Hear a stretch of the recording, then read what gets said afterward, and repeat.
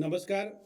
આજરોજ આપણી સાથે વર્ચ્યુઅલ મીટિંગમાં જોડાયેલા એવા વોકેશનલ ટ્રેનર તમામ ભાઈઓ અને બહેનો, તાલુકા કક્ષાના એલિમેન્ટરી અને સેકન્ડરી બીઆરપી, એઆરએનવી, જિલ્લા કોઓર્ડિનેટર એઆરવી અને આરએમએસએ કોઓર્ડિનેટર તમામ મિત્રો, આપણે રાષ્ટ્રીય શિક્ષા નીતિ 2020ના અમલીકરણમાં ગુજરાત રાજ્ય એટલે કે ગુજરાતનો શિક્ષણ વિભાગ અને સમગ્ર શિક્ષા મોખરે રહ્યું છે. ત્યારે આપણે રાષ્ટ્રીય શિક્ષણ નીતિના જે પ્રકરણ 4.26ની જે જોગવાઈઓ છે એના અમલીકરણમાં પણ આપણે આગળ રહીએ. આ જ હેતુથી આપણે ખાસ કરીને જે સ્કિલિંગની વાત કરવામાં આવી છે એમાં જ્યારે ધોરણ 6 થી 8ની અંદર રાષ્ટ્રીય શિક્ષા નીતિ અંતર્ગત જે વિદ્યાર્થીઓનો અભ્યાસક્રમ છે એ અભ્યાસક્રમની સાથે સાથે જ આમેજ રૂપે એટલે કે ઇન્ટિગ્રેટેડ વેમાં વિદ્યાર્થીઓને કૌશલ્યની વિગતોનો પરિચય થાય, કાર્યની દુનિયાનો પરિચય થાય, સ્થાનિક જે વ્યવસાયકારો અને કલા સંસ્કૃતિ છે એનું ગૌરવ સમજાય.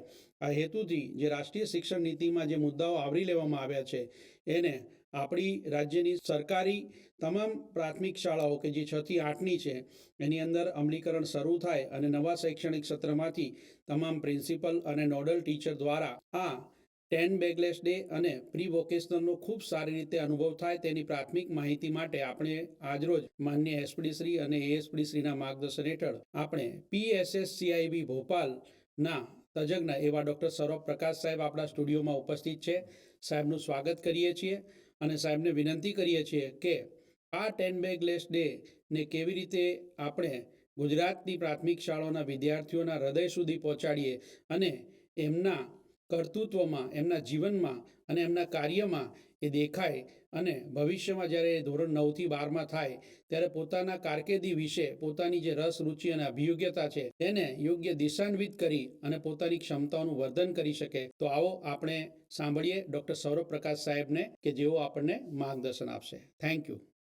नमस्ते साथियों। जैसा कि आप सभी को मालूम है कि राष्ट्रीय शिक्षा नीति 2020 में काफ़ी मूलभूत परिवर्तन किए गए हैं। बच्चों को में स्कूलों के लिए विभिन्न तरह की कार्य योजना बनाई गई है। उसमें जो एक सबसे इम्पोर्टेंट कार्य योजना बनाई गई है वो 10 bagless days activity in the school, मतलब बच्चों को स्कूल के बाहर की दुनिया के बारे में एक जागरूकता डेवलप करनी है, जो कि उनके विद्यालयों में जो पढ़ाई जा रही किताबें हैं उससे रिलेटेड है। इस पे कोशिश ये की जा रही है कि बच्चों को स्कूल के बाहर जो विभिन्न तरह के संस्थान हैं, विभिन्न तरह के पर्यटन स्थल है, विभिन्न तरह के जो कार्यालय हैं, जैसे कि अस्पताल है, पुलिस थाना है, बैंक है, म्यूजियम है, जू है और छोटी छोटी एक्टिविटीज के माध्यम से हम विभिन्न तरह के ऑक्यूपेशंस के बारे में, व्यवसाय के बारे में बताते हैं। तो इसमें 10 बैगलेस डे में कहा गया है कि बच्चों को जब हम बाहर की दुनिया के बारे में जब बताएंगे तो बच्चों में एक सोचने की क्षमता बढ़ती है, उनकी एक कॉन्सेप्ट बढ़ता है कि एक वर्ल्ड ऑफ वर्क क्या है। जैसे हम बच्चों को म्यूजियम ले जाते हैं, म्यूजियम में जब देखते हैं कि वो एक हमारा एक गाइड है, एक टिकट बेचने वाला व्यक्ति है या एक चौकीदार है, तो विभिन्न तरह के व्यवसाय के बारे में पता लगता है और साथ ही साथ भीतर क्या क्या तरह की टेक्नोलॉजी है, क्या किस तरह के स्कल्पचर है, किस तरह के जो है मूर्तियां हैं, किस तरह के स्थल्स है, तो बच्चे में सोचने की एक प्रवृत्ति डेवलप होती है। उसी तरह जब बच्चे को हम अस्पताल ले जाते हैं तो अस्पताल में वो नर्स देखता है, डॉक्टर देखता है, टेक्नीशियन देखते हैं, पेशेंट देखते हैं, तो उनको दिमाग सोचता है कि क्या तरह के इसमें व्यवसाय हैं। तो इस तरह से जो आप देखेंगे कि 10 बैगलेस डेज में 10 दिन तक कोशिश यही की है कि बच्चों को नए नए जगह पे ले जाया जाए, नई नई चीजों के बारे में बताया जाए और बच्चे बहुत ही रुचि लेते हैं, बहुत ही इंटरेस्ट लेते हैं, बहुत ही क्यूरियोसिटी होती है, बहुत सी नई नई चीजें समझते हैं। चाहे वो कंप्यूटर सेंटर हो, चाहे बैंक जाते हैं तो बच्चे समझते हैं कि बैंक में पैसा कहाँ से आ रहा है, कैसे निकल रहा है। तो इस तरह से 10 बैगलेस डेज में कल्पना की गई है कि हमें बच्चों को ओवरऑल एक्सपोजर देना है। तो इसके लिए हमारे संस्थान ने एक गाइडलाइन भी डेवलप की है, एक टाइम टेबल भी डेवलप किया है, एक इम्प्लीमेंटेशन स्ट्रेटजी भी बनाई है कि टीचर का क्या रोल रहेगा, प्रिंसिपल का क्या रोल रहेगा, बच्चों का क्या रोल रहेगा, इसमें अभिभावक का क्या, गार्जियन का क्या रोल है, कम्युनिटी का क्या रोल है, कैसे प्लानिंग करनी है। तो 10 बैगलेस डेज में काफी ओपन रखा गया है कि बच्चे हाफ डे जा सकते हैं या फुल डे भी जा सकते हैं, जैसी भी मॉडलिटीज है। और इसमें आप देखेंगे गुजरात राज्य में ये प्रोग्राम बहुत ही सफलतापूर्वक चलाया जा रहा है। और इसमें बच्चे जो है विभिन्न तरह के जो ट्रेडिशनल आर्टिस्ट है, क्राफ्ट्स पर्सन है, उनके पास जाते हैं और खुद करके देखते हैं कि कैसे मिट्टी के बर्तन बन रहे हैं, कैसे क्वेरी का काम चल रहा है, कैसे गार्डनिंग हो रही है। तो बच्चे में एक बहुत बड़ा सोचने की क्षमता बढ़ती है और बच्चे सोच सकते हैं कि हम इस तरह का कार्य भविष्य में भी कर सकते हैं। तो मेन पर्पस ये है कि थ्योरी और प्रैक्टिकल, जैसे आप विज्ञान पढ़ाते हैं, विज्ञान में साइंस के बारे में बताया, जब वो स्पेस सेंटर में जाता है तो उसको समझ में आता है कि सैटेलाइट क्या होती है, जो हमने किताबों में पढ़ी हुई। तो रियल वर्ल्ड ऑफ वर्क के बारे में, इसके बारे में पता लगता है। तो इस तरह से जो भी एक्टिविटीज हर कक्षा 6, कक्षा 7 और कक्षा 8 के विद्यार्थी है चुन सकते हैं, प्रिंसिपल और टीचर मिलकर प्लान कर सकते हैं कि हम इन विषयों पे, इससे संबंधित जो हमारे टूरिस्ट स्पॉट्स है या हमारे सेंटर्स है हमारे जिले में, वहाँ की एक प्लानिंग कर लें। शुरू में जब सेशन हमारा जुलाई में शुरू होता है या अप्रैल में शुरू हो रहा है, तो हम एक प्लानिंग कर लें कि हम इन 10 जगह पे हम जाएंगे और उस पर कोशिश करेंगे कि जो हमारे विषय से संबंधित है, चाहे बायोलॉजी से है तो एक्वेरियम में जा सकते हैं, चाहे वो हॉस्पिटल जा सकते हैं, चाहे टूरिस्ट स्पॉट जा सकते हैं। इस तरह से आप देखेंगे कि वो उससे लिंकेज, जैसे हमारे सोशल स्टडीज में आपका म्यूजियम है, शहर में म्यूजियम है, तो उसको भी हम लिंक कर सकते हैं। इस तरह से बहुत सी एक्टिविटी की प्लानिंग कर सकते हैं। साथ ही साथ 10 बैगलेस डेज पे एक ये चीज इंपॉर्टेंट कहा गया है कि हमें बाहर से जो हमारे लोकल आर्टिशियन है, क्राफ्ट पर्सन है, कारपेंटर है, चाहे क्यूरेटर है, चाहे पॉटरी मेकर है, उनको भी हम स्कूल में बुलाएंगे और बच्चों के साथ वो एक्टिविटी करेंगे। तो बच्चे बहुत इंजॉय करते हैं, तो उनके में एक सोचने की क्षमता डेवलप होती है, बच्चों में एक इंटरेस्ट डेवलप होता है। तो इसका ही प्रोविजन दिया गया है। तो गुजरात राज्य में आप देखेंगे कि 10 बैगलेस डेज को बहुत ही प्रमोट किया गया है। इसकी गाइडलाइन बनी हुई है जो कि आसानी से आपको इसमें पूरी एक सिस्टमेटिक प्रोसेस पता लग जाएगा। हमारी जो संस्थान PSSCIB भोपाल, इसकी भी वेबसाइट पे ये गाइडलाइन पड़ी हुई है। इसमें मतलब आप उसको आराम से डाउनलोड कर सकते हैं और उसमें एक एक स्टेप्स आपको पता लग जाएगा। प्लानिंग कैसे करनी है, इम्प्लीमेंटेशन करना है, कैसे करना है, क्या क्या तैयारी होनी चाहिए और बच्चों को भी क्या क्या तैयारी करनी चाहिए, बच्चों को क्या क्या सोचना चाहिए, पेरेंट्स की क्या ड्यूटी है।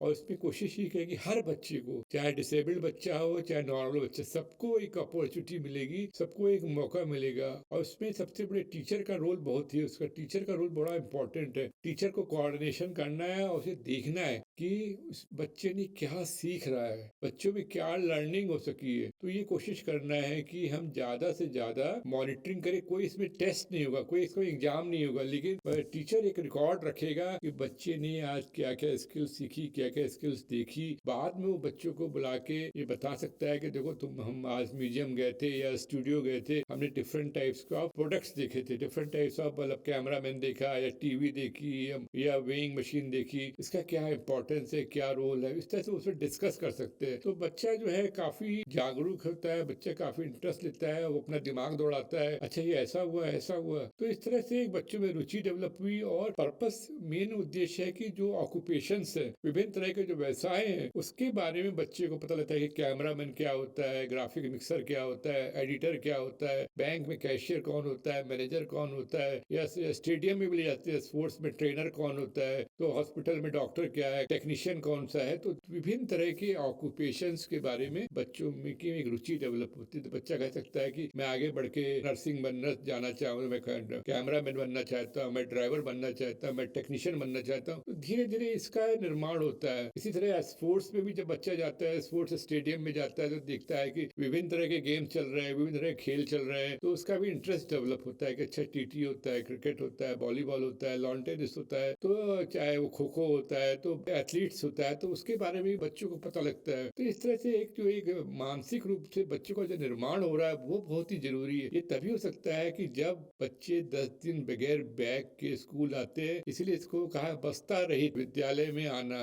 बच्चे बाहर जाएंगे, अपना नई नई चीजों को देखेंगे, उसको लिखेंगे, तो इस तरह से एक संरचना डेवलप, बच्चे फ्री करेंगे, अपना उनका स्ट्रेस दूर होगा, वो अपने साथियों के साथ बात करेंगे, उनका पीयर ग्रुप बढ़ेगा, उसमें इंटरेक्शन होगा और एक उसमें एक टीम वर्क की भावना डेवलप होगी, हेल्पिंग ईच अदर का कॉन्सेप्ट आएगा, इंटरेक्शन प्रोसेस करेगा, सेल्फ डेवलपमेंट होगा, कॉन्फिडेंस डेवलप होगा। फिर बच्चे बच्चे छोटी सी रिपोर्ट ही बना सकते हैं टीचर के गाइडेंस में, क्या क्या सीखा तुमने, क्या क्या नई चीजें देखी। तो एक लर्निंग प्रोसेस जो है इसमें निर्माण होता है। तो 10 बैकलेस डेज से पूरे राज्यों में, पूरे देश में इसको काफी इंपॉर्टेंस दी जा रही है और हमें देखना है कि अपने विद्यालयों में इसको बहुत ही सिस्टमेटिक वे से करें और ज्यादा से ज्यादा हर बच्चे को, कक्षा 6, 7, 8 के बच्चे को जरूरी है कि हम एक्सपोजर दें। तो इस तरह से आप पाएंगे कि जो हमारा विद्यालय का जो बच्चों का ओवरऑल डेवलपमेंट, पूरा सर्वांगीण विकास हो सकेगा। तो हम कह सकते हैं कि आप इस प्रोग्राम को अच्छे ढंग से चलाइए, टीचर्स का ओरिएंटेशन दीजिए। प्रिंसिपल साहब की ड्यूटी बनती है कि वो इसके बारे में प्लानिंग करें, टीचर को कोऑर्डिनेटर बनाएं हर सब्जेक्ट को, साइंस और सब टीचर मिलके, science, math, biology, Hindi, English, humanities, सब टीचर मिलके आपस में एक प्लानिंग करें कि हम कक्षा 6 में कौन सी एक्टिविटी करा सकते हैं, कौन से विजिट कक्षा 7 में कौन सी विजिट करा सकते हैं, कक्षा 8 के लिए कौन सी एक्टिविटी कर सकते हैं। तो एक पूरा एक मैप, रोड मैप बना लें कि हम इस महीने में यहाँ जाएंगे, इस महीने में यहाँ जाएंगे। तो इस तरह से जो सब्जेक्ट पढ़ाया जा रहा है उससे संबंधित जो भी एक्टिविटी है तो वो बहुत ही अच्छा बच्चों में एक कॉन्फिडेंस डेवलप करेगी। तो ये हमेशा हमें ध्यान देना है कि सबका इन्वॉल्वमेंट होना चाहिए, टीचर का, स्टूडेंट का, कम्युनिटी का, पेरेंट्स का, प्रिंसिपल का, सबको मिलकर टीम वर्क के रूप में अगर इस प्रोग्राम को चलाएंगे तो जो राष्ट्रीय शिक्षा नीति में कही गई है कि हमें बच्चों का सर्वांगीण विकास करना है, बच्चों को नए नए व्यवसाय के बारे में बताना है और स्कूल के बाहर की दुनिया बच्चे को स्ट्रेस फ्री, तनाव रहित रखना है। तो इस तरह से आप इसका निर्माण कर सकते हैं। आशा करता हूं कि आप इसका फायदा उठाएंगे। PSSCIB और गुजरात स्टेट की जो गाइडलाइन बनी हुई इसका आप, और जो अपना GCERT है, Gujarat council of education research and training, उन्होंने भी इसकी गाइडलाइन बनाई हुई है, उसका आप लोग अनुसरण करेंगे और पालन करेंगे। धन्यवाद। નમસ્કાર મિત્રો, મારું નામ ચેતન પંચાલ છે. આપણને ડૉક્ટર સૌરભ પ્રકાશ સાહેબે જે માર્ગદર્શન આપ્યું એ આપણા માટે ઘણું અગત્યનું છે. પેસિવ ભોપાલ એક એવી મોટી સંસ્થા છે જે વોકેશનલ એજ્યુકેશન અને પ્રી વોકેશનલ એજ્યુકેશન માટે હંમેશા એક માર્ગદર્શક તરીકે કામ કરતી રહેલી છે, જે નેશનલ લેવલની એક સંસ્થા છે. મિત્રો, આપણને ડૉક્ટર પ્રકાશે જે વાત કરી કે તમામે તમામ પ્રી વોકેશનની અંદર ધોરણ 6, 7 અને 8ના બાળકોને આપણે પૂરતું ધ્યાન આપી અને એ લોકોને વર્લ્ડ ઓફ વર્ક જોડે, એટલે કે વ્યવસાય જોડે જે કંઈ શિક્ષણ આપણે સાંકળી શકતા હોઈએ એનું માર્ગદર્શન આપવાનું છે. આપણે એમના કહેવા પ્રમાણે જો આપણે વિચારીએ તો એની અંદર આપણને એ સમજવા મળે છે કે આપણે બાળકોને એમના પ્રશ્નોનો જવાબ ખાલી નથી આપવાનો, પણ એમને પ્રશ્નો પૂછતા કરવાના છે, એમને કનેક્ટ કરવાના છે બહારની દુનિયા સાથે. એટલે કે આ 10 દિવસ સુધી જો આપણે નક્કી કરીએ કે 10 દિવસની અંદર હું મારા કેલેન્ડરની અંદર આ 10 એક્ટિવિટીની એન્ટ્રી કરું છું કે જેની અંદર બધાનું ઇન્વોલ્વમેન્ટ છે, જેમ સાહેબે વાત કરી એમ કે સ્કૂલ્સ છે, SMC છે, પ્રિન્સિપલ્સ છે, આપણા પેરેન્ટ્સ છે, ટીચર્સ છે, તો આ એક્ટિવિટી ઘણી લાભદાયક થશે અને ફ્રૂટફુલ નીવડશે. તો જ આપણને જે રિઝલ્ટ જોઈએ છે કે બાળકો પ્રી વોકેશનલના માધ્યમથી જે વસ્તુ સાહેબે જેમ કીધું એ પ્રમાણે ટચ, ટેસ્ટ અને ફીલ થાય છે, જેની અંદર દરેકે દરેક પ્રોડક્ટ આવી ગઈ, દરેકે દરેક સ્પોર્ટ્સ આવી ગયું, દરેકે દરેક એક્ટિવિટી આવી ગઈ, સુથારી કામ, લુહારી કામ, ઇલેક્ટ્રિશિયન વર્ક, ફાર્મર્સ, કાર્પેન્ટર્સ, તમામે તમામ વ્યવસાયોની અંદર પ્રી વોકેશનલ છે અને એ જ વસ્તુ આગળ જઈને વોકેશનલમાં પરિવર્તિત થાય છે. એટલે આપણે એ ધ્યાન રાખી શકીએ અને આપણે એ પ્રમાણે બાળકોને એ નોલેજ અને ઇન્ફોર્મેશનને માહિતી આપી શકીએ કે જેની અંદર બાળકને શું ગમે છે, બાળકને શું કરવું છે આગળ જઈને, એનું એને માર્ગદર્શન મળી રહે. ડૉક્ટર પ્રકાશે બીજી એક બહુ સારી વાત કરી કે દુનિયાની અંદર અત્યારે ઘણી બધી વસ્તુ એવી છે કે જેના વિશે આપણને કરિયર ગાઈડન્સ જેને કહી શકીએ છીએ આપણે, એની વાત એ પણ બાળકોને ખબર હોવી જરૂરી છે કે મારે મોટા થઈને શું કરવું છે. જો બાળકને એ ખબર પડશે મોટા થઈને શું કરવું છે તો એ બહુ જ ઇઝી રહેશે આપણા માટે કે એ બાળકને આગળ જતાં વોકેશનલ કોર્સની અંદર કઈ રીતે જોડો, જેમાં NEP 2020 2020 4.26 કહે છે કે આનંદદાયક અને એકદમ ઉમદા એજ્યુકેશન હોવું જોઈએ. તો એ કેવી રીતે બનશે? બાળકને રમતા રમતા શીખવાડી શકાશે. એમને ઇન્ટરેસ્ટ જેટલો જાગશે એટલું જ એનો પ્રશ્નોત્તરી વધશે અને પ્રશ્નોત્તરી એમની જિજ્ઞાસાને સંતોષશે. એટલે આ જે એક્ટિવિટી છે 10 ડેઝ બેગલેસની, એ પ્રી વોકેશનલની પહેલી એક્ટિવિટી છે, જેની ગાઈડલાઇન ગુજરાત સરકારે જેમ કીધું એમ આપણી પાસે અવેલેબલ છે, GCERT દ્વારા અપ્રૂવ થયેલી છે અને એ આપણી પાસે અવેલેબલ છે. મિત્રો, પ્રી વોકેશનલ ફક્ત 10 ડેઝ બેગલેસ એ ફક્ત એક એક્ટિવિટી પૂરતું લિમિટેડ નથી. પ્રી વોકેશનલ હું આમાં એટલું ઉમેરવા માંગીશ કે પ્રી વોકેશનલ આની આગળ પણ આપણે જે કરવાનું છે અથવા જે કરવું જોઈએ એ છે કે આપણા જે લર્નિંગ આઉટકમ્સ છે, જેટલા બી લર્નિંગ આઉટકમ્સ છે જે આપણા એક સબ્જેક્ટ સાથે, એક વિષય સાથે જોડાયેલા છે, આપણા બુક્સના જે ઇન્ડેક્સ છે એ એકી એક સબ્જેક્ટ સાથે એક ચેપ્ટર સાથે જોડાયેલા છે. આપણે જો આ એક્ટિવિટીને બહુ જ સારી અને રસપ્રદ બનાવી હોય કે જેમાં બાળકો 10 દિવસ બેગ વગર આવે અને એ જ ભણે જે એ લોકો ચોપડીમાંથી ભણે છે, તો પછી આપણે એ દરેકે દરેક ઇન્ડેક્સમાંથી સબ્જેક્ટ સાથે એક એક્ટિવિટી સાંકળી શકીએ. દરેક ટીચર જે સ્પોર્ટ્સના હોય, મેથ્સના હોય, સાયન્સના હોય, સોશિયલ સાયન્સના હોય, એ બધા એ એક્ટિવિટી બેસીને ડિસાઇડ કરી શકે, જેમાં આપણે બાળકોને પણ ઇન્વોલ્વ કરીએ, એમના પેરેન્ટ્સને પણ ઇન્વોલ્વ કરીએ, આપણે પ્રિન્સિપલને પણ ઇન્વોલ્વ કરીએ, કમ્યુનિટીને પણ ઇન્વોલ્વ કરીએ, કે જેથી કરીને એક્ટિવિટી બહુ જ રસપ્રદ બને, બાળકને એક્ટિવિટી કરવાનું મન થાય. અને એ મન થયા પછી જ્યારે એ ચોપડી ખોલીને વાંચે કે મેં આ એક્ટિવિટી કરી છે, મેં આ ગણતરી પ્રમાણે આ ટેબલ બનાવ્યું હતું, તો એ ગણતરી આ કહેવા માંગે છે સબ્જેક્ટ સાથે અથવા તો એના ચેપ્ટર સાથે, તો એ બાળક માટે સમજવું બહુ જ ઇઝી થઈ જશે. એ દાખલો કરવો ઘણો ઇઝી થઈ જશે. એ સાયન્સનું એક ફોર્મ્યુલા યાદ કરવા માટેનું ઘણું ઇઝી સ્ટેપ થઈ જશે.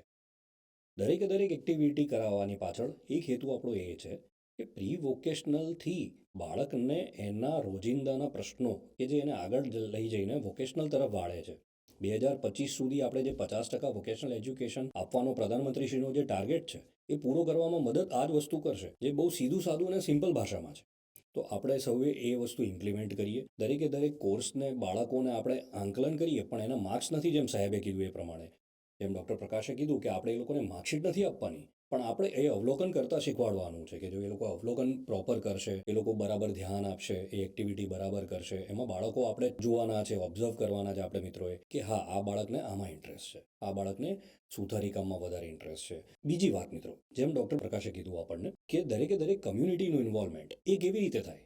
કમ્યુનિટી ઇન્વોલ્વમેન્ટ એવી રીતે થાય કે આપણે કોઈ ગામમાં છે, કોઈ તાલુકામાં, કોઈ ડિસ્ટ્રિક્ટમાં આપણને ખબર છે કે જે તે વિદ્યાર્થીના માતા પિતા અમુક વ્યવસાયમાં સંકળાયેલા છે, તો આપણે એ વિદ્યાર્થીઓના માતા પિતાને એક્સપર્ટ તરીકે સ્કૂલમાં બોલાવી શકીએ અને બાકીના બધા વિદ્યાર્થીઓને એ પર્ટિક્યુલર વસ્તુનું નોલેજ આપી શકીએ, ઇન્ફોર્મેશન આપી શકીએ. કોઈ પણ કામ નાનું નથી.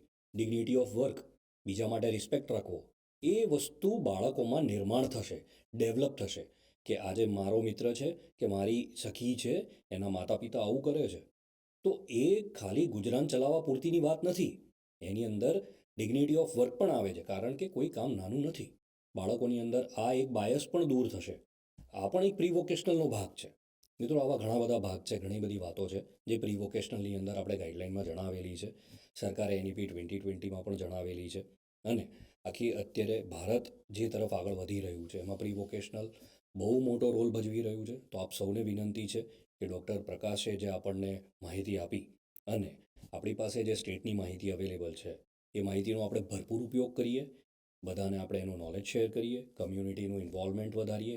રિજનલ એક્ટિવિટી, જેમ સાહેબે કીધું એમ પ્રમાણે આપણે ત્યાંની લોકલ રિજનલ એક્ટિવિટી છે જે લુપ્ત થઈ રહી છે, અથવા તો આપણા ત્યાં મંદિરો, મ્યુઝિયમો કે જે પણ ધાર્મિક સ્થળ છે એ કેવી રીતે બન્યા, એના કેલ્ક્યુલેશન કઈ રીતે છે, એની પણ આપણે માહિતી ભેગી કરીએ અને બાળકોને આપીએ. ઇન્ડસ્ટ્રીયલ્સ જે ઝોન છે એ લોકો સાથે આપણે એગ્રીમેન્ટ્સ કરીએ, એ લોકોના ત્યાં આપણે વિઝિટ માટે બાળકોને લઈ જઈએ, કે દૂધની ડેરી છે અથવા કોઈ દૂધની ડેરી, ફેક્ટરીઝ, શુગરકેન ફેક્ટરીઝ છે, ફાર્મિંગ્સ છે, એ બધી જગ્યાએ જ્યારે આપણે એમને લઈ જઈએ તો એમને બતાવીએ કે કેવી રીતે કઈ વસ્તુ ઉપજે છે, કઈ રીતે બને છે, એનો વ્યવસાય કઈ રીતે થાય છે, એનો બગાડ કેમ ના કરવો, કેમ આપણે શિસ્તબદ્ધ રહેવું. મશીનરી આપણને શિસ્તતા શીખવાડે છે, એ મશીનરીમાંથી આપણે શીખવાની વસ્તુ છે. તો જેમ ડૉક્ટર પ્રકાશ સાહેબે આપણને જે માહિતી આપી એનો આપણે ભરપૂર લાભ ઉપાડીએ અને પ્રી વોકેશનલ તરફ બહુ સારી ગુણવત્તાથી આગળ વધીએ અને આપણે સ્ટેટને સારામાં સારો ફાયદો થાય એવા રિઝલ્ટ્સ લાવવાનો પ્રયત્ન કરીએ. આટલું કહીને હું મારી વાણીને વિરામ આપીશ. અસ્તુ. નમસ્કાર. સમગ્ર શિક્ષા રાજ્ય કચેરી દ્વારા આયોજિત આ વોકેશનલ ટ્રેનર માટેની વર્ચ્યુઅલ સજ્જતા કાર્યક્રમમાં હું ડૉક્ટર હિતેન્દ્ર જોશી આપ સૌને આવકારું છું. માન્ય સ્ટેટ પ્રોજેક્ટ ડાયરેક્ટર શ્રીની પ્રેરણાથી આજે આપણા સ્ટુડિયોમાં PSSCIB ભોપાલના તજજ્ઞ એવા ડૉક્ટર સૌરભ પ્રકાશ સાહેબ જોડાયા છે. એમનું આપણે હાર્દિક સ્વાગત કરીએ છીએ. મિત્રો, આપ જાણો છો કે ભારત સરકારની એકમાત્ર એવી સંસ્થા કે જે સ્કિલ ઉપર કામ કરી રહી છે અને આખા દેશના તમામ રાજ્યોને માર્ગદર્શિત કરી રહી છે. તો આવા આપણા એક તજજ્ઞ ડૉક્ટર સાહેબ આપણી સાથે જોડાયા છે. હું આશા રાખું છું કે જોડાનાર તમામ વોકેશનલ ટ્રેનર, BRP અને જિલ્લાના મિત્રો કે જેઓને આ સેશન દ્વારા ખૂબ સરસ રીતે માર્ગદર્શન મળી રહેશે, જેમાં ખાસ કરીને વોકેશનલના ટ્રેડ, કરિક્યુલમ, ટેક્સ્ટબુક, ખાસ કરીને જે વોકેશનલ ટ્રેનરની સજ્જતા છે, જેમાં ક્લાસરૂમ પ્રોસેસ, અને અન્ય જે બાબતો છે એને લગતી બાબતની સાથે સાથે એસેસમેન્ટ અને એસેસમેન્ટની અંદર રૂબ્રિક એસેસમેન્ટ ટેકનિક એનો ઉપયોગ કેવી રીતે કરી શકાય અને ખાસ કરીને પીએસએસસીઆઈ ભોપાલ ખાતે આના માટેની શું શું સુવિધાઓ છે એના વિશે માહિતગાર કરશે આપણા સ્ટુડિયોમાં મારી સાથે શ્રી વિશાલ પટેલ કે જેઓ આપણા પીએમ યુનિટના મેનેજર અને એક્સપર્ટ છે એમનું પણ સ્વાગત કરીએ છીએ અને સાથે સાથે આપણે ડૉક્ટર સાહેબને વિનંતી કરીએ છીએ કે જેઓનો ખૂબ સારો અનુભવ છે અને આ ક્ષેત્રની અંદર ઓટોમોટિવ ટ્રેડમાં ઇલેક્ટ્રોનિક્સ અને અન્ય ટ્રેડના એમણે ઘણા બધા પુસ્તકો કરિક્યુલમનું પણ સંપાદન કર્યું છે અને ખાસ કરીને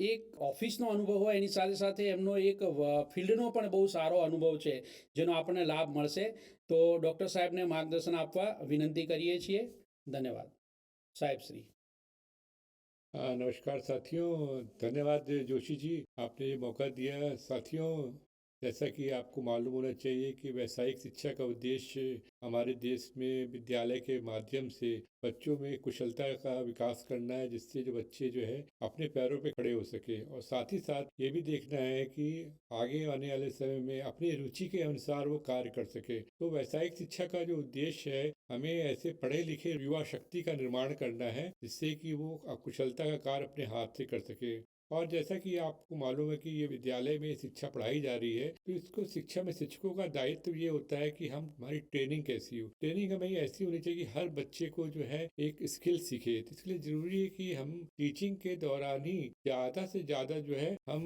कोशिश करें कि प्रैक्टिकल हो, और प्रैक्टिकल जब हम करेंगे बच्चा तो उस बच्चों में कॉन्फिडेंस आता है। तो इसलिए ज़रूरी है कि आपकी ड्यूटी बनती है कि प्रैक्टिकल को एक अच्छे ढंग से प्लान करें, उसकी एक योजना बनाएं कि हम क्या क्या स्किल डेवलप करने जा रहे हैं, क्या क्या इसमें हम कॉम्पिटेंसी डेवलप करेंगे। इसके लिए आप पूरी तैयारी कीजिए। उसमें कोशिश ये करनी चाहिए कि बच्चे जो है हमारे हर प्रैक्टिकल को करें, और उसमें कोशिश करें कि वो जितने भी टूल्स हैं, जितने भी इक्विपमेंट हैं, उसको पहचानें, उस टूल का क्या उपयोग हो रहा है, इसका क्यों उपयोग करना है, इससे क्या फ़ायदे हो रहे हैं, इसका ध्यान होना चाहिए। साथ ही साथ ये भी देखना है कि उसको हमें कैसे अप्लाई करना है। कैसे हम प्रैक्टिकल जब करते हैं तो हमें प्रोसेस पे ज़्यादा ध्यान देना है। तो प्रोसेस का मतलब ये हुआ स्टेप बाय स्टेप वो हमें बताना है कि कैसे टूल पकड़ना है, कैसे इसको ऑपरेट करना है, कैसे टूल को यूज़ करना है, और इसके बाद इसको जब काम हो जाए इसको कैसे रखना है। तो असेसमेंट इस प्रोसेस में ज़रूरी है। अगर अच्छा स्किल टेक्नीशियन बनाना है तो हमें कोशिश करनी है कि हम उसको जीरो से लेकर एंड तक एक स्टेप फॉलो करें, और जिससे कि जो है बच्चों में कॉन्फिडेंस हो। और इस प्रोसेस को हमें कोशिश ये करनी है कई बार रिपीट करें। मतलब एक बार उसे प्रैक्टिकल कर लिया, फिर दोबारा कराइए, 3 बार करिए, जिससे कि उसकी जो गलतियां हैं कम से कम हो सके। ये तभी हो सकता है कि बच्चे जब प्रैक्टिस करेंगे। तो ये आप कोशिश करें कि बच्चे में 100% कॉम्पिटेंसी स्किल का निर्माण हो सके, और जिससे बच्चे में कॉन्फिडेंस आएगा। तो बच्चे जब कॉन्फिडेंस आ जाएगा तो कोई भी काम वो आसानी से कर सकता है। इसके लिए ज़रूरी है कि आप ज़्यादा से ज़्यादा रिपीट कराएं और उसका स्किल टेस्ट लें, देखें कि वो स्टेप फॉलो कर रहा है कि नहीं, जो स्टैंडर्ड प्रोसीजर है ऑपरेटिंग करता है कि नहीं करता है। इसीलिए ज़रूरी है कि स्किल डेवलपमेंट के निर्माण के लिए आपको एक कोशिश करनी है कि बच्चों को एक्सपोजर दिया जाए। आसपास के जो इंस्टीट्यूशंस हैं जहाँ पे ट्रेनिंग हो रही है वहाँ बच्चों को ले जाएं, वो देखें, और देखने के बाद बच्चों में बहुत सा इंटरेस्ट डेवलप होता है, क्यूरियोसिटी डेवलप होती है। फिर उसके बाद उस प्रैक्टिकल को अपने स्कूल में या जो कोलैबोरेटिंग इंस्टीट्यूशंस हैं वहाँ भी आप करा सकते हैं। इस तरह से देखते हैं कि हमारे विद्यार्थियों में थोड़ा थोड़ा स्किल का निर्माण होगा। और जब असेसमेंट हम जब करेंगे तो हमें ये देखना है कि बच्चों ने प्रोसेस फॉलो किया कि क्या होता है। अभी जब एग्जाम लेने जाते हैं तो बच्चा लगता है बच्चा काम ही नहीं कर पा रहा है, वो 30% करता है, 40% छोड़ देता है। वो इसलिए छोड़ देता है कि उसने उसकी प्रैक्टिस नहीं की, उसको टूल में ध्यान ही नहीं दिया। तो टीचिंग लर्निंग प्रोसेस के दौरान एज ए ट्रेनर आपकी ड्यूटी होती है कि हर स्टेप को बहुत ही सिंसियरली, बहुत ही कमिटमेंट से बच्चों से करवाइए। बच्चों से कहो इसका प्रोजेक्ट वर्क बनाएं, बच्चों से कहो इसका जो है ड्राइंग बनाएं, बच्चों से कहे इसकी लेबलिंग करें, आइडेंटिफाई करें, उसको ठीक से रखें। इस तरह से आप देखते हैं कि कई तरह से जो है वो हमारी स्किल का निर्माण होगा। उससे कई प्रैक्टिकल है उसको अच्छे ढंग से लिखे, जो जो स्टेप फॉलो किए हैं। इस तरह से आप पाएंगे कि उसका प्रोसेस जो है स्किल डेवलपमेंट का निर्माण बहुत अच्छे ढंग से होगा। और उसको कहिए कि बच्चों में ज़्यादा से ज़्यादा आइडेंटिफाई करें जो टूल्स कितने तरह के होते हैं, कौन से टूल किस तरह एक होते हैं, इसका क्या उपयोग होता है। इस तरह से आप पाएंगे कि जो बच्चों में एक रुचि डेवलप होगी। रुचि डेवलप करना बहुत जरूरी है। उसको हर टूल के प्राइस मालूम होनी चाहिए, इसके प्राइस, इसके मैन्युफैक्चरर का नाम क्या है, कितने टाइप की, क्या कैपेसिटी है, क्या ट्रेड है। इस तरह से आप देखेंगे कि वो बच्चों का एक एक्सपोजर होता है, कौन कौन सा रॉ मटेरियल यूज कर रहा है, कौन कौन से मार्केट में किस दाम से प्रोडक्ट मिल रहा है। इनको स्किल ट्रेनिंग के दौरान इनको छोटे छोटे प्रोजेक्ट दीजिए कि जाओ मार्केट में सर्वे करके आओ कि कितने तरह के इंजन हैं, कितने तरह के व्हीकल्स, टू व्हीलर्स, कितने तरह के इलेक्ट्रिक व्हीकल मार्केट में आ गए। ये सर्वे करेगा, जिस तरह के जब बाजार में जाएगा तो इंक्वायरी करेगा कि कितने हॉर्स पावर की इसमें इंजन लगा है, बैटरी की क्या कैपेसिटी क्या है, इसकी सर्किल लाइफ क्या है। इस तरह से उसको बहुत सी चीज़ों का एक अनुभव मिलेगा। तो ये बहुत ही ज़रूरी है कि हम जो भी टीचिंग कर रहे हैं, जो भी ट्रेनिंग कर रहे हैं, वो स्किल ओरिएंटेड हो रहे हैं, प्रैक्टिकल। बच्चों को असाइनमेंट दीजिए कि बच्चे अपना ग्रुप बना लें, ग्रुप बना के उसको असाइनमेंट करें और उसके बाद आप उसका फेयर असेसमेंट करें। ये नहीं कि आपने बच्चे पुराने से कॉपी करके ना ले आए, उनको नए नए इनोवेटिव असाइनमेंट दीजिए। हर बच्चे को एक प्रोजेक्ट दीजिए कि वो सोचे कि वो 2 साल बाद अपना कौन सा धंधा करना चाहता है, कौन सा व्यवसाय करना चाहता है, या आगे क्या करना चाहता है। तो उसके दिमाग में ये रुचि डेवलप होगी। तो ये बहुत ही जरूरी है कि आप ज़्यादा से ज़्यादा जो भी टीचिंग कर रहे हैं वो प्रैक्टिकल ओरिएंटेड कीजिए। और जो रियल लाइफ ऑफ वर्क में हर बच्चे को बोलिए कि अपना एक ऑक्यूपेशन आइडेंटिफाई करे। जैसे ऑटोमोबाइल सेक्टर में आप देखते हैं कि 30-40 तरह के जॉब्स हैं, चाहे वो पंक्चर रिपेयरिंग का हो, चाहे सेल्स ऑफ का, या बैटरी का हो, चाहे इन्वर्टर का हो, चाहे डेंटिंग पेंटिंग का हो, चाहे वो सर्विसिंग का हो, चाहे सेल्स ऑफ हो, चाहे मार्केटिंग हो। इस तरह से जो है बहुत से क्षेत्र है। उसमें इंजन का काम स्पेशलिस्ट अलग होते हैं, हाइड्रोलिक्स का काम करने का अलग होता है, बॉडी मैन्युफैक्चर के अलग होते हैं। तो वो बच्चे को एक पता लगता है कि इतने तरह के ऑक्यूपेशंस हैं, तो उस ऑक्यूपेशन से संबंधित क्या क्या टूल्स होते हैं, क्या क्या मशीनरी होती है, क्या क्या उसमें हम स्टार्ट करें तो उसमें कितना पैसा लगेगा, कितना मटेरियल लगेगा। इस तरह से छोटे छोटे प्रोजेक्ट्स बनवाइए उनसे और प्रेजेंट करवाइए। जो प्रेजेंट कराएगा तो दूसरे बच्चे को भी समझ में आएगा कि अगर हम डेंटिंग पेंटिंग की शॉप खोलना चाहते हैं तो कौन से टूल लगेंगे, कौन से इक्विपमेंट लगेंगे, कौन कौन से केमिकल लगेंगे, कैसे स्प्रे करेंगे। इस तरह से आप देखेंगे कि बच्चों में एक ज्ञान विकसित होता है, कौशल विकसित होता है, स्किल डेवलप होती है और बच्चा सोचने लगता है कि अच्छा हमें आगे ये कर सकते हैं, हम ये कर सकते हैं, हम ये कर सकते हैं। अल्टीमेटली बच्चे को एक डायरेक्शन मिल जाती है। तो इस तरह से आप इसमें कोशिश कीजिए कि अपनी इस वोकेशनल ट्रेनिंग के दौरान आप डे टू डे असेसमेंट पे ज़्यादा फोकस कीजिए कि बच्चे ने आज क्या सीखा।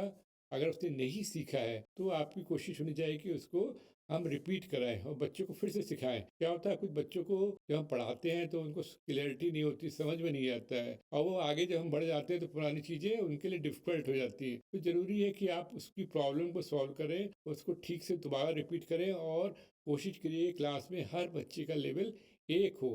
100% स्किल्स होनी चाहिए। ये नहीं कि 30% स्किल हो गई, 40% स्किल हो गई। नहीं, हमें जो भी सिखा रहे हैं हर बच्चे की कॉम्पिटेंसी बराबर होनी चाहिए। मतलब उसको हैंडलिंग ऑफ द टूल्स हर बच्चे को आनी चाहिए, आइडेंटिफाई कर रहा है तो हर बच्चे को आना चाहिए, प्रोसेस जो है हर बच्चे को आना चाहिए। तभी बच्चों में कॉन्फिडेंस आएगा। और हम जैसे कह सकते हैं, जैसे आप ड्राइविंग करा सिखा रहे हैं लेकिन आपको ब्रेक लगाना नहीं आता है तो आप एक्सीडेंट करा देंगे ना। हमें ब्रेक लगाना भी सिखाना है, क्लच दबाना भी सिखाना है। पूरी कॉम्पिटेंसीज, कोई भी वोकेशनल कोर्स हो, कोई भी सब्जेक्ट्स हो, कोई भी ट्रेड हो, कोई भी जॉब रोल है, इसमें कोशिश यही करनी कि हम ज़्यादा से ज़्यादा प्रैक्टिस पे ज़्यादा ध्यान दें। क्योंकि जब हम बाजार में जाएंगे, अगर हम अपनी स्किल का डिमॉन्स्ट्रेट करेंगे तो आपकी वैल्यू बढ़ती है। आपको कितना आता है इससे मतलब नहीं, कितना दिखाएंगे, कितना परफॉर्म करेंगे, ये बहुत ही इंपॉर्टेंट है। इसको अगर आप करेंगे तो आप पाएंगे कि हमारे बच्चे का कॉन्फिडेंस है। अभी जो इंडस्ट्री में जो बच्चों का सिलेक्शन करती है वो परफॉर्मेंस पे करती है। वो बच्चों का स्किल टेस्ट लेती है, वो देखती है कि बच्चे को काम आता है कि नहीं आता है, बेसिक अवेयरनेस है कि नहीं। इसलिए आप कोई भी ट्रेड पढ़ा रहे हो, कोई भी कोर्स करा रहे हैं, चाहे ब्यूटी वेलनेस का करा रहे हैं, चाहे एग्रीकल्चर का करा रहे हैं, चाहे बेकरी का करा रहे हैं, चाहे होम साइंस का करा रहे हैं, तो आपको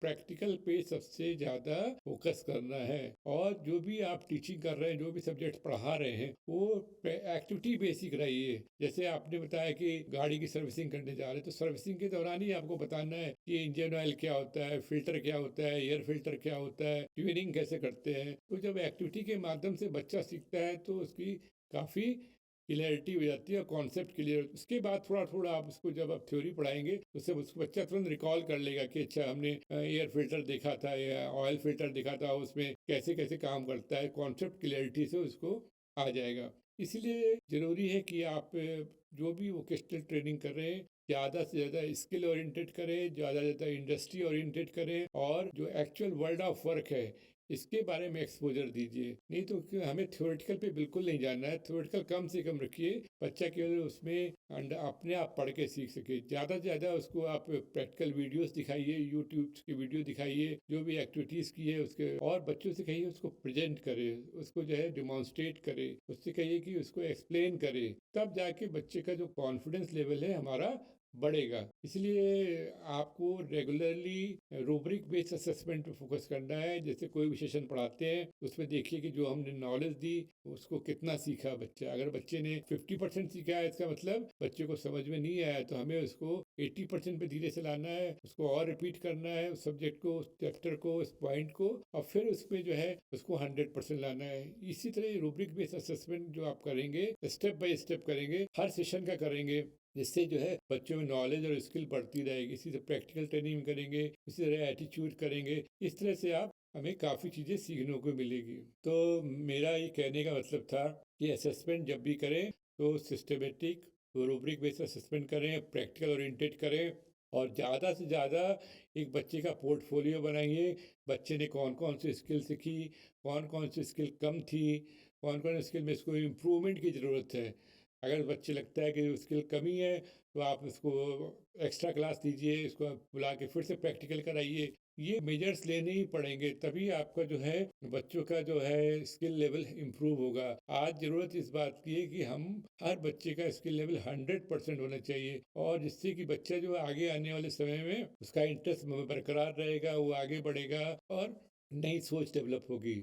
तो मेरा बस यही कहना है कि आप प्रैक्टिस पे ज़्यादा दीजिए, प्रैक्टिकल पे ज़्यादा दीजिए, और कोशिश कीजिए कि आप ज़्यादा से ज़्यादा एक्टिविटी कराइए, ज़्यादा से ज़्यादा प्रैक्टिकल कराइए, ज़्यादा से ज़्यादा फील्ड विजिट कराइए, ज़्यादा से ज़्यादा उसको प्रैक्टिकल मैनुअल एंट्री कराइए, इंडस्ट्री का विजिट कराइए, और उसमें उसको छोटे छोटे प्रोजेक्ट्स दीजिए, असाइनमेंट्स दीजिए, कि बच्चा अपने आप सोचे, अपने आप समझे, अपने आप अपने दोस्तों की सहायता से ज्ञान इकट्ठा करेगा, तो वो जो प्रोसेस होगी लर्निंग की बड़ी स्ट्रांग होगी, उससे बच्चों में क्वालिटी आएगी और वो आगे बढ़ सकते हैं। तो बहुत बहुत धन्यवाद, नमस्कार।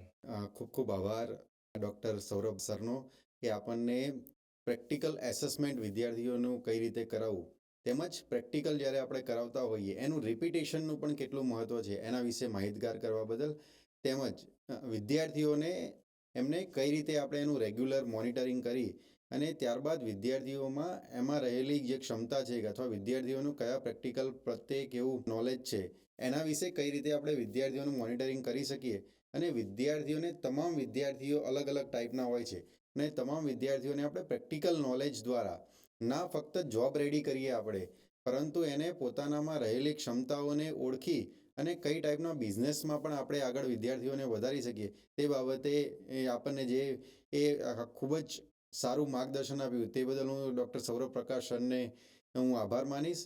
અને ત્યારબાદ જે આપણે આજના જે વોકેશનલ ટ્રેનર મિત્રો આપણી સાથે જોડાયેલા છે એ વોકેશનલ ટ્રેનર મિત્રો અત્યારે રેગ્યુલર ફિલ્ડ વિઝિટ અને જે ગેસ્ટ લેક્ચર છે કે જે પણ આપણા જે સબ્જેક્ટ છે એ સબ્જેક્ટના જે એક્સપર્ટ છે એ એક્સપર્ટને આપણે શાળામાં આવી અને ત્યારબાદ વિદ્યાર્થીઓ સાથે એની સાથે ઇન્ટરેક્શન કરાવતા હશે કે જેથી કરી અને વિદ્યાર્થીઓ વધારેમાં વધારે જે પણ ક્ષેત્રમાં જોડાયેલા હોય એ ક્ષેત્રનું ફ્યુચર શું છે, કે એ ક્ષેત્રમાં અવનવી તકો જે ફ્યુચરમાં ઉદ્ભવેલી છે તે બાબતે વિદ્યાર્થીઓને જ્ઞાન આપતા રહે. જેમ ત્યાં ડૉક્ટર સૌરભ પ્રકાશ સરે આપણને ઉદાહરણ આપ્યું કે ઓટોમોબાઈલ ક્ષેત્રમાં અત્યારે ખૂબ જ અલગ અલગ પ્રકારની તકો રહેલી છે, તો એ તકોમાં આપણે કયા કયા નાના ટૂલ્સ અને ઇક્વિપમેન્ટ્સથી માંડી અને એનું ફ્યુચર કયા ડાયરેક્શનમાં જઈ રહ્યું છે. જેમ અત્યારે આપ સૌ જાણીએ છીએ કે ઇલેક્ટ્રિકલ વ્હીકલનું માર્કેટ અત્યારે ફ્યુચરમાં આવી રહ્યું છે, કે જે પહેલાં અત્યારે ડીઝલ વ્હીકલ ચાલતા હતા, પછી પેટ્રોલની ગાડીઓ આવી અને ત્યારબાદ હવે આપણે એ ફ્યુચરમાં ઇલેક્ટ્રિક વ્હીકલ છે, તેમજ હાઇડ્રોજનથી ચાલતી ગાડીઓ પણ ફ્યુચરમાં આવવાની શરૂઆત થઈ રહી છે. તો એ ડાયરેક્શનમાં પણ પોતાનું કેરિયર કઈ રીતે બનાવી શકે છે વિદ્યાર્થીઓ, તો એના અનુસંધાને એ ફિલ્ડ સાથે સંકળાયેલા જે એક્સપર્ટ છે એવા લોકોને આપણે શાળામાં ઇન્વાઇટ કરી શકીએ એમના ગેસ્ટ લેક્ચરના માધ્યમથી. એ જો શક્ય હોય જે જિલ્લાઓમાં જ્યાં પોસિબિલિટી હોય એ જિલ્લાઓમાં વિદ્યાર્થીઓને આપણે એવી ફેક્ટરીમાં કે એવી ઇન્ડસ્ટ્રીમાં લઈ જઈએ કે જ્યાં ફ્યુચરિસ્ટિક કામગીરી થઈ રહી હોય, તો એવા પણ આપણે વધારેમાં વધારે વિદ્યાર્થીઓને સારી રીતે ત્યાં જઈ અને એકચ્યુઅલ અનુભવ કરાવવા માટેનો પણ આપણે ત્યાં પ્રયત્ન કરાવવાનો છે, કે જેથી કરી અને વિદ્યાર્થીઓને ઓવરઓલ ખ્યાલ આવે કે આપણે ઓવરઓલ સેક્ટર પહેલાં ક્યાં હતું, ત્યારબાદ અત્યારે કયા પેસ ઉપર છે, અને ફ્યુચરમાં કે જે જ્યારે વિદ્યાર્થીઓ પાસ આઉટ થશે અને ત્યારે વિદ્યાર્થીઓને કઈ ડાયરેક્શનમાં ઓવરઓલ સેક્ટરનો સિનારીઓ જઈ રહ્યો છે એ બાબતથી માહિતગાર કરવા માટેનો આપણે પ્રયત્ન કરવાનો છે. એમાં પણ જેમ ડૉક્ટર સૌરભ પ્રકાશ સરે આપણને માહિતગાર કર્યા કે આપણે ઘણા બધા અવનવી ટેકનિક હોઈ શકે છે, કે જેવી કે વિદ્યાર્થીઓને આપણે જે ફિલ્ડ વિઝિટના માધ્યમથી આપણે કરાવી શકીએ છીએ, તેમજ જે નાના ટૂલ્સ અને ઇક્વિપમેન્ટ્સના અલગ અલગ જે વિડીયોઝ હોય છે યુટ્યુબ ઉપર. અત્યારે આપણે સૌ જાણીએ છીએ કે યુટ્યુબ એક એવું માધ્યમ છે જ્યાં આપણે કોઈ પણ પ્રકારની ઇન્ફોર્મેશન જરૂર હોય આપણે તો એ સચોટ ઇન્ફોર્મેશન આપણને મળી રહે છે. તો વોકેશનલ ટ્રેનર મિત્રોને મારી એક વિનંતી છે કે એમનું જે પણ તમે સેશન પ્લાન જ્યારે બનાવતા હોઈએ કે મારે કાલે આ ટોપિક ઉપર કોઈ લેક્ચર લેવાનો છે, તો એ લેક્ચરમાં કઈ કઈ વસ્તુઓનું ધ્યાન રાખીશ એ સેશન પ્લાનમાં જ તમે આવરી લો, કે હું એમને વિદ્યાર્થીઓને જો ત્યાં આપની શાળાઓમાં પોસિબલ હોય કે યુટ્યુબના વિડીયો થ્રી આપણે લાઈવ વિડીયો ત્યાં બતાવી શકો, અથવા તો હું વિડીયોને ડાઉનલોડ કરી અને વિદ્યાર્થીઓને હું કઈ રીતે ત્યાં બતાવી શકીશ. એ બાબતે આપણે એક પ્લાનિંગ કરવું ખૂબ જરૂરી હોય છે, કે જ્યારે આપણે કોઈ પણ ટોપિક ભણાવતા હોઈએ તો એ ટોપિકમાં કઈ કઈ વસ્તુઓનું ધ્યાન રાખીએ આપણે, અને કઈ કઈ બાબતો આપણે વિદ્યાર્થીઓને કહીએ તો વધારેમાં વધારે વિદ્યાર્થીઓ એનો સારી રીતે લાભ લઈ શકે છે. આ થિયરીની વાત થઈ. પ્રેક્ટિકલ જે ખૂબ જ મહત્ત્વનું સેક્ટર છે આપણે, કે જેટલા વધારેમાં વધારે આપણે રિપીટેટિવ પ્રેક્ટિકલ કરાવીએ વિદ્યાર્થીઓને, એટલું જ વિદ્યાર્થીઓને વોકેશનલ એજ્યુકેશનમાં લાભ આપણને મળતો હોય છે.